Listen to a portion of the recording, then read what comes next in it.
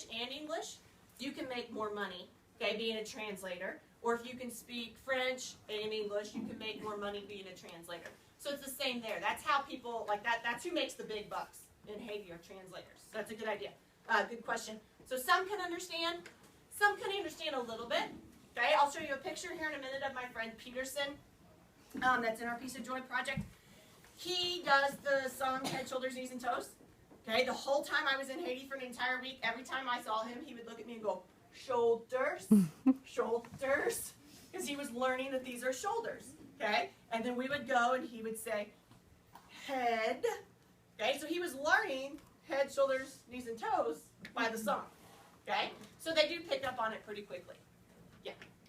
When did you guys get the idea to start going there? To start going there? To Cap Haitian the year after the earthquake. After the earthquake hit, that was the first time that Zach and Michael had went to Haiti, and that trip was very impactful for them. That's when they decided, we've got to help these people. We've got the resources, we need to help them. And then the next time they went back was when they saw the kids, and that's when we really, really got involved. Because before we saw the kids, it was like, we kind of know what we want to do, but we're not really sure how we can help. And then we saw the kids. Did you have your hand up? No. Do you know what is their most popular food there? Their most popular food is beans and rice. Okay? And most kids get beans and rice one time a day. They get to eat one time a day. And most of the time that's going to be around lunchtime, because it's middle of the day. So they don't get like breakfast, lunch, and dinner. Okay? Bus 6, line up, please. Bus 6. Uh-oh. That's none of us. Okay. So they get to have usually one meal a day, but it's beans and rice. And it's not like mounds of beans and rice. It's like a scoop of beans and a scoop of rice. If you're really lucky, you get chicken. And it's usually because you've killed it yourself. Like you caught it running around. Do they live in like houses or cabins? They have some. I have some pictures. You know, if there's a picture of their houses in here or not. Some of them live in houses, but they're not like houses like we have. Okay? It's more like, no, there's not one in here. They're more like tin roofs and some maybe concrete walls, but it's not concrete like here. It's like concrete that if you like punch it, it's going to crumble. Okay? So they don't really have like sturdy houses. That's why the hurricane that just came through killed so many people. And they live on, a lot of them live on the side of a mountain. Okay, so their houses are more just like a tin roof or some canvas over some kind of concrete and dirt and stuff that they've just kind of compacted. So it's not like they get to go home like you guys do. Okay, like they don't sleep in beds usually. It's like on the floor, those kinds of things. And there's no floor period. Yeah, it's just dirt. Yeah. Do they have pets there? Yeah. Oh yeah, the biggest pet is a goat. Okay, and a chicken. Oh, good. And a rooster. Because if you have a pet goat, you can sell that for a lot of money once they get big. It's like raising hogs or cattle. Okay? And you can make money off your chickens. And you can, if you have like a dog and stuff like that, a lot of times they don't survive very long because there isn't like enough of the food chain under them. What if we bring dog food and I bring my dog to Haiti? It could survive there. If I bring it. But what would happen is if you brought your dog food in on a plane, their country is so bad, their government is so bad, that they would take that from you and then charge you to get it back. Okay? Like the very first time that his dad went, he ran into a rice farmer who was from Arkansas, and when the earthquake hit, that next week he got on a plane and he went to Haiti and he took 50 bags, huge bags of rice, okay, and was going to give them to the population. And the government, when he landed on that plane, took them and told him he could buy them back for $1 or $2 a bag, whatever it was. He could buy them back and then distribute them. So he was going to donate it, but their country took it because their country wants the government officials want their cut of it. So they would take your dog. They're rude. Yeah, it's bad. So, like, if their houses break, do they still live in them? Mm-hmm. Or they try to rebuild it the best they can. Yeah. Do they have? I know you already said they like stick stuff and water bottles. Do they have enough for like the 6 cases? Yeah, like they have purified water there. They sell it just like Culligan here, and they sell it for really cheap. So the purified water isn't a big deal, but yeah, they'll take any water bottle that they can find on the side of the road and make a car out of it. It's how, since it's so bright, I didn't know they had Yep. that. Yep. So they do have purified water. It costs, but it's not like here. It's $5 for a jug of water. It's not $5 there. It's cheaper.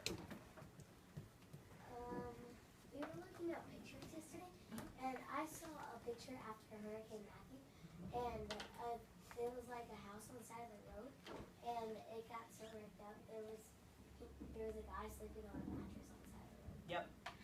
After the earthquake hit in Port-au-Prince, they have 2 international highways. It's International Route 1 and International Route 2. And they both go, one goes one way, one goes the other way. And when they cross, it's like Highway 67, okay? And there were people that made tents in the median between those two, and that's where they were living. So it'd be like living in the middle of 67 North and 67 South, okay? And they were just living there. Now, in Haiti, there's no driving regulations, okay? There's no speed limit. A lot of people don't drive cars. They drive what we call motos, which are like mopeds, okay? So like not even a motorcycle, like a little moped. And they'll put like 15 people on a moped, okay? I mean, there are people stacked everywhere just hanging on.